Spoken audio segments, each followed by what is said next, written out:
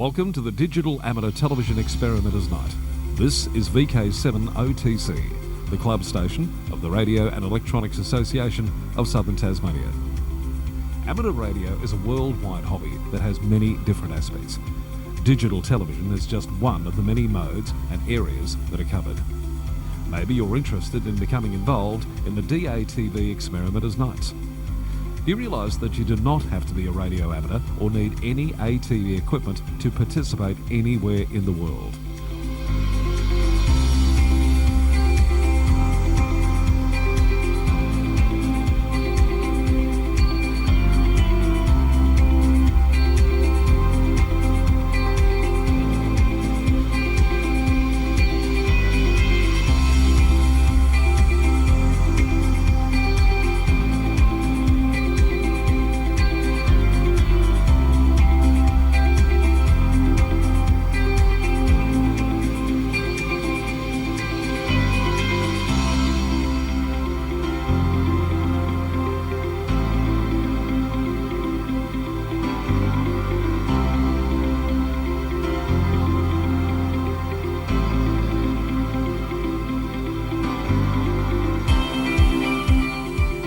Also participate in the night by coming up to the Queen's Domain club rooms. Yes, right on top of the Queen's Domain in the heritage-listed Coast Wireless Station. You never know, we might get you in front of the camera or behind doing one of the many roles during the night. We get underway with our program on a Wednesday night from 7:30pm local time. We'll see you soon. This is VK7 OTC.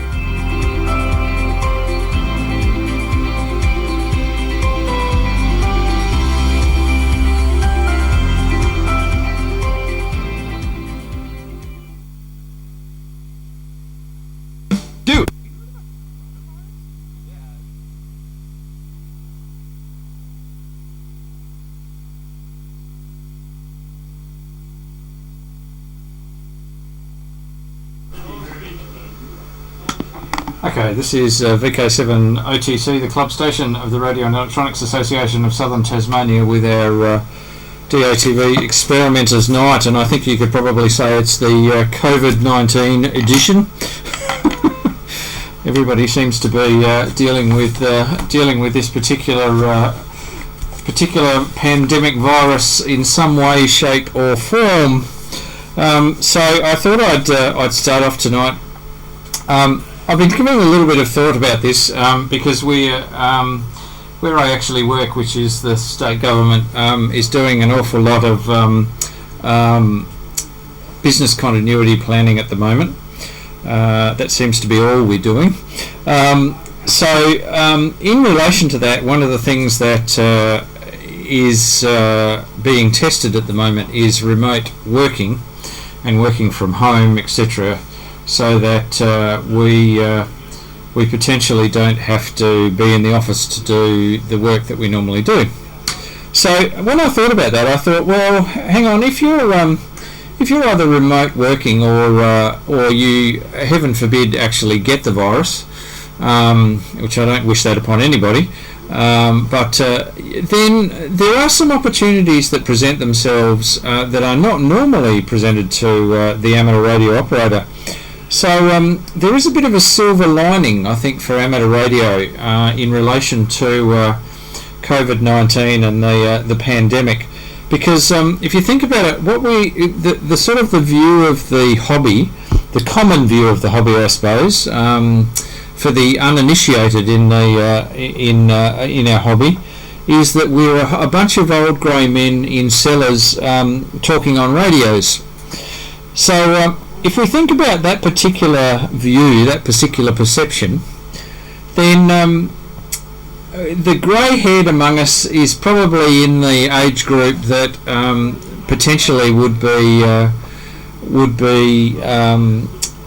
the group that they're saying is most vulnerable, or one of the most vulnerable to the actual virus. So okay. And so therefore at risk. So the authorities have suggested that we self-isolate. So I suppose even if you're not grey-haired and retired or at home or one of the vulnerable and at-risk groups, then you may be asked to operate remotely, to work remotely as part of your job, or to self-isolate from work colleagues to cut down the potential for transmission. So yeah, if you then think about the second element, which is what better way to self-isolate than to disappear into the shack or the cellar or wherever your particular shack is. I suppose you could put the SOTA activation or the worldwide flora and fauna activation in the self-isolation bucket. So, and then the third element, which is obviously the most fun, which is the playing radios, unimpeded by normal life, that well and truly appears to have gone a little crazy over the last couple of weeks. So I'm certainly not advocating that if you're having to work from home remotely, then you are actually, or you're trying to recover from sickness, which I don't wish upon anybody, as I said. Then COVID-19 infection does have some silver lining in there, and seems to be a perfect opportunity to operate that rare DX, because that's usually around when you happen to be at work. So there is some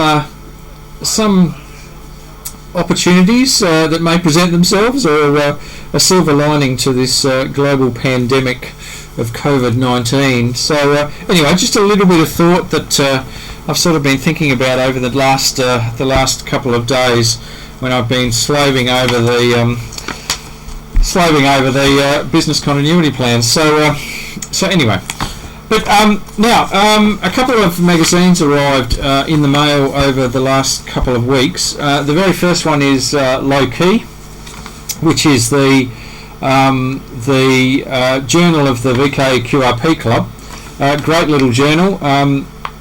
The QRP Club, for those who don't know, is only $15 a year, and you get 4 of these, 4 Low-Key magazines. Usually have some fantastic articles in them. And one that jumped out at me was by Peter Parker, who was here talking about radio, QRP radio, and operating QRP and antennas and everything that goes along with it, back a short while ago. Now I'll just bring up. Okay, that'll do. Let's go to there.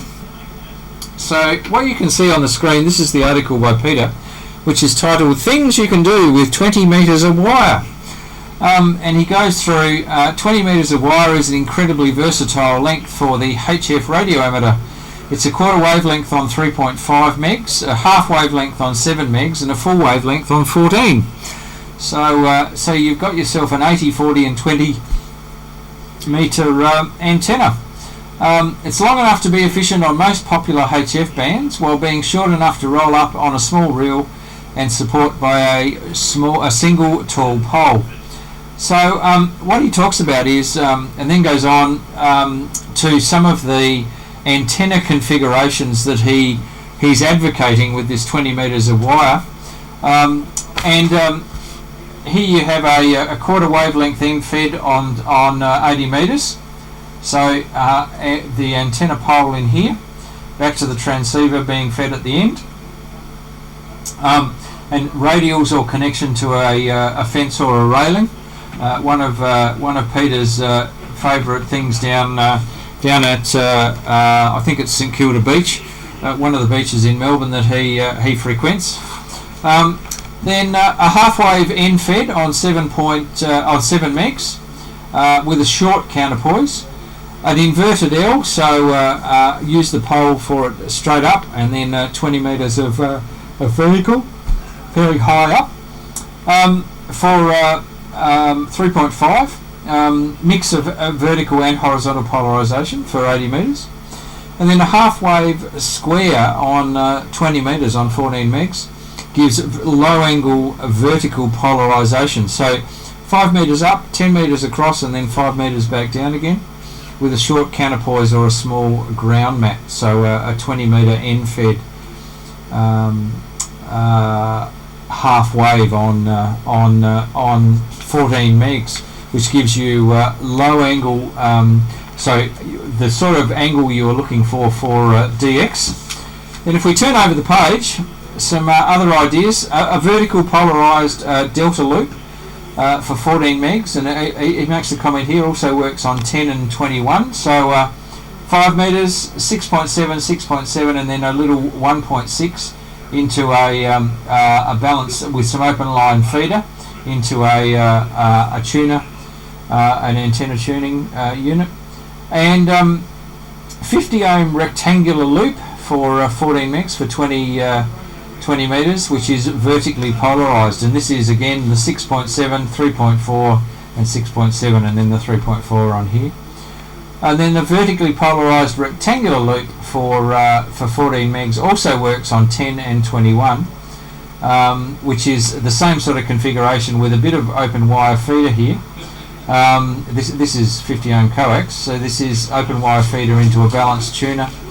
And then the last one here that he talks about is a 50 ohm rectangular loop for 14 megs, which is horizontally polarised. So you basically turn that rectangle round so it's the 6.7 metre segment is in the vertical polarisation. So some interesting ideas. All these ideas with basically 20 metres of wire, and it gives you a whole range of different frequencies it covers, different radiation angles, etc. So, and then the next one, which the next article in here is about the Australian Ham Radio Handbook.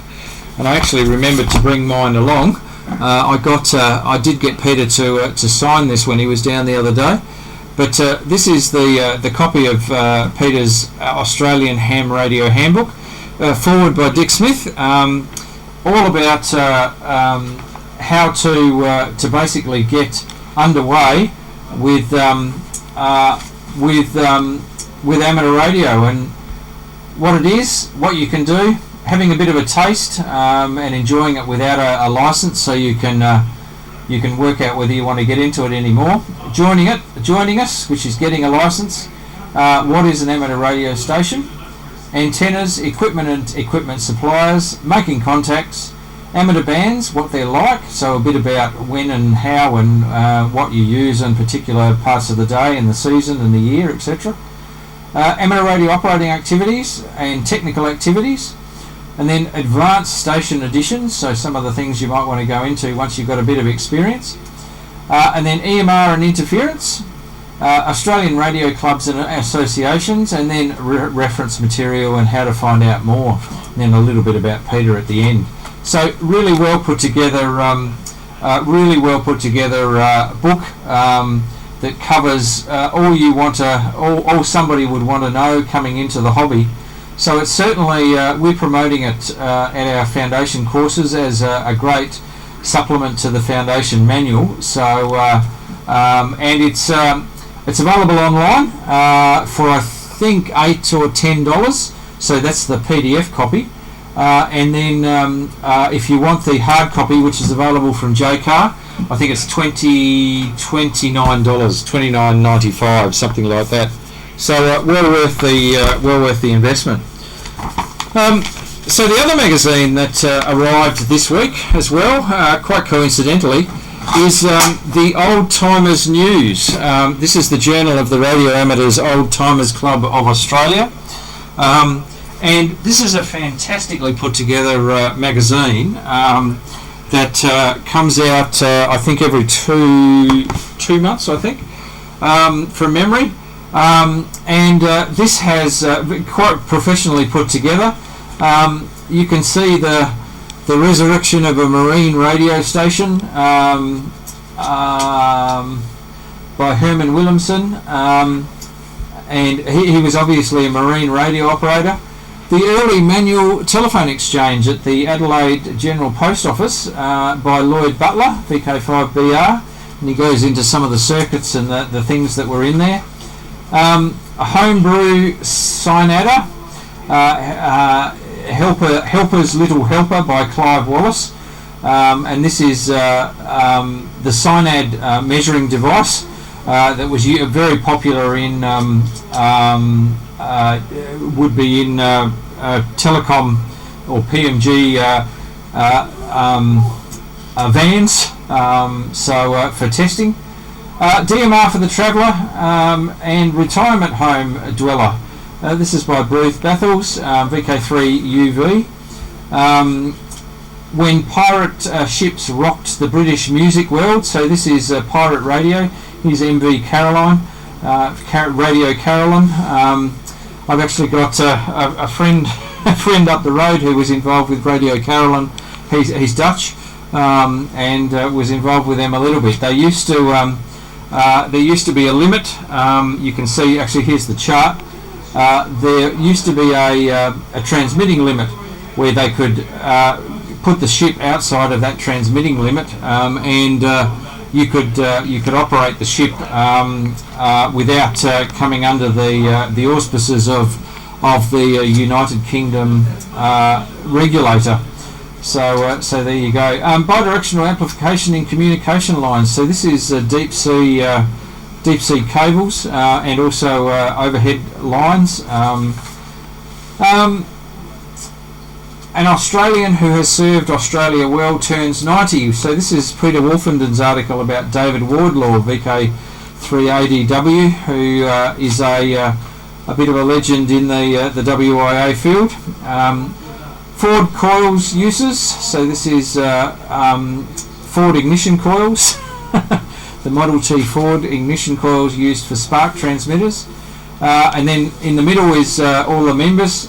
And then a whole lot of others. An inexpensive, weatherproof, general purpose 70 centimetre antenna, and lots of very well put together and highly well researched articles. So this is Old Timers News that comes out in this, and also the RAOTC, which is the Radio Amateurs Old Timers Club of Australia.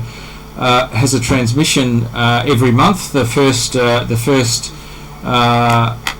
week of every month, and they have a whole lot of very interesting articles which come out of a variety of sources. So anyway, that's Old Timers News came out this week, last week, and also Low-Key of the VKQRP Club. They well worth a read or well worth a look, and suggest if you're not, seriously consider becoming a member of both or one or other of the organisations. If you're interested in homebrew, Low-Key is a good magazine to get into. Now,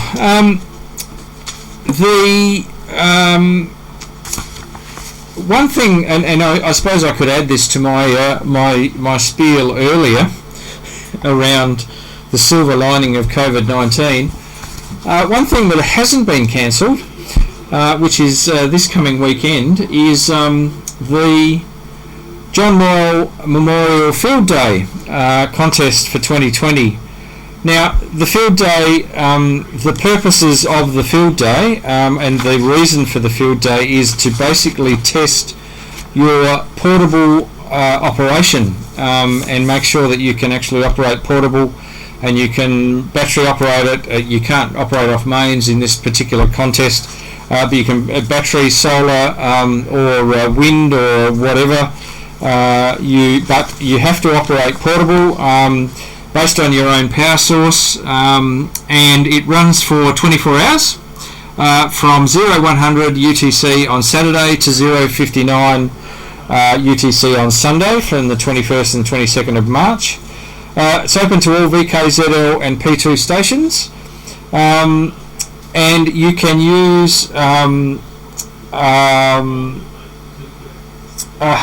VHF, UHF. You can operate in there's a category in the contest operating 24 hours or operating 6 hours. Phone, CW, digital, or all modes.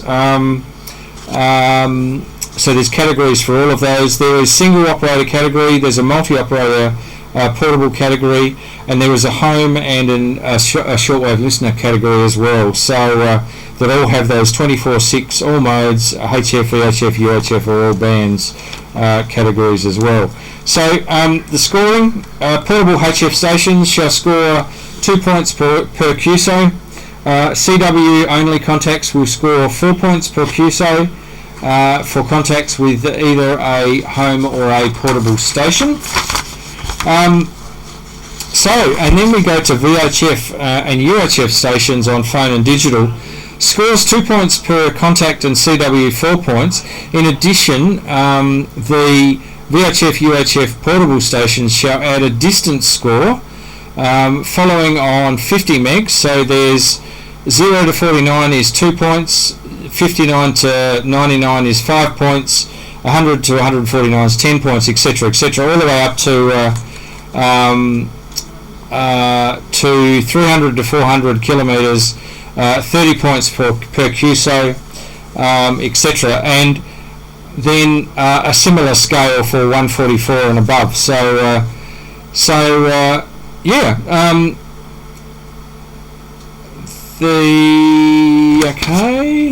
Log submission. Now, the key thing here is VKCL supports this particular contest, so you can select the John Moyle Memorial Field Day, and all of that scoring and everything is taken care of.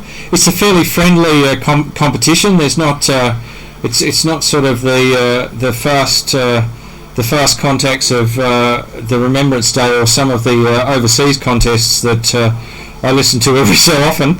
I'm amazed people get a word in edgeways, but anyway. And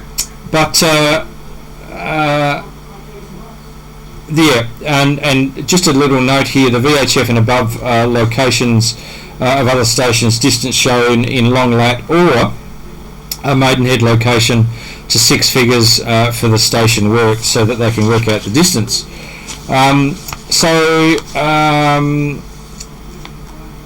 It's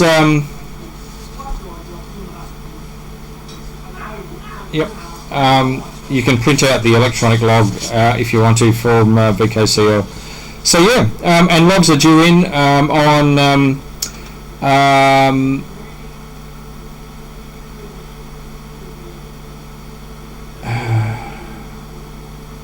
electronic logs, paper logs by the 5th of April, electronic logs by midnight on the 12th of April. That's the times. And certificates and trophies, there's a 12 and 24 hour, and then each section trophy. And a whole lot of definitions. So take a look at the WIA website under members, the members pull down under contests, and look for the John Moyle Memorial Field Day, which you can do without, in fact you would be if you're going portable, you can go portable and you can self-isolate and work as many stations as you can to your heart's content, and play radio, which is what it's all about, and also test, the main thing is you're testing your portable and your emergency communications capability. So now, just to reiterate what was on the broadcast on Sunday, the Meet the Voice barbecue and get together on the weekend on the 22nd. The main event is on the 22nd, but lots of people usually go up there on the 21st and even earlier and stay later. Has been cancelled. So the 22nd of March 2020 has been cancelled.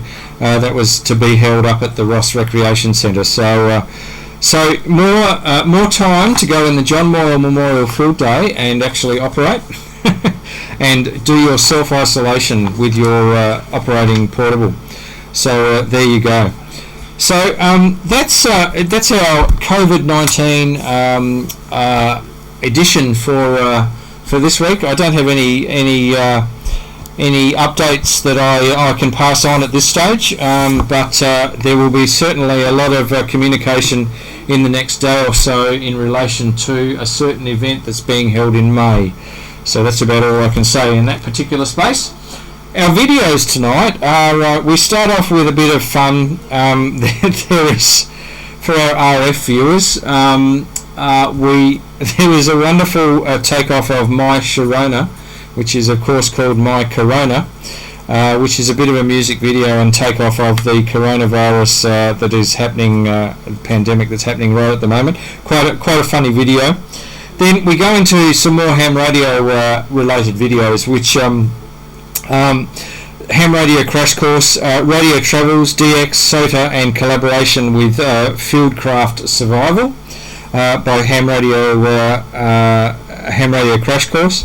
There is also a very interesting video around off-grid simulated emergency training, or SET, which they do a lot of this sort of stuff in the States, where a guy goes basically off-grid in a simulated emergency situation, and the things that he found and the things that he encountered in doing that.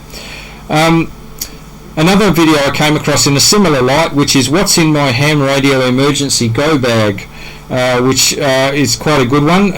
Interesting bag of goodies that he keeps there, sitting there, that he can just grab and basically know that he's got ham radio operational capability in a bag. And a bit of a funny tongue-in-cheek one from K6UDA. If you've ever watched any of his videos, things ruining ham radio.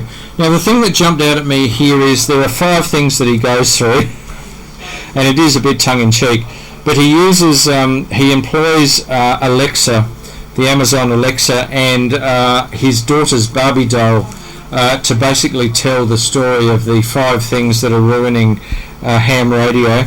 And then we finish off with a bit of fun, which is I played this last week. A bit of fun on alternative uses and how to save toilet paper.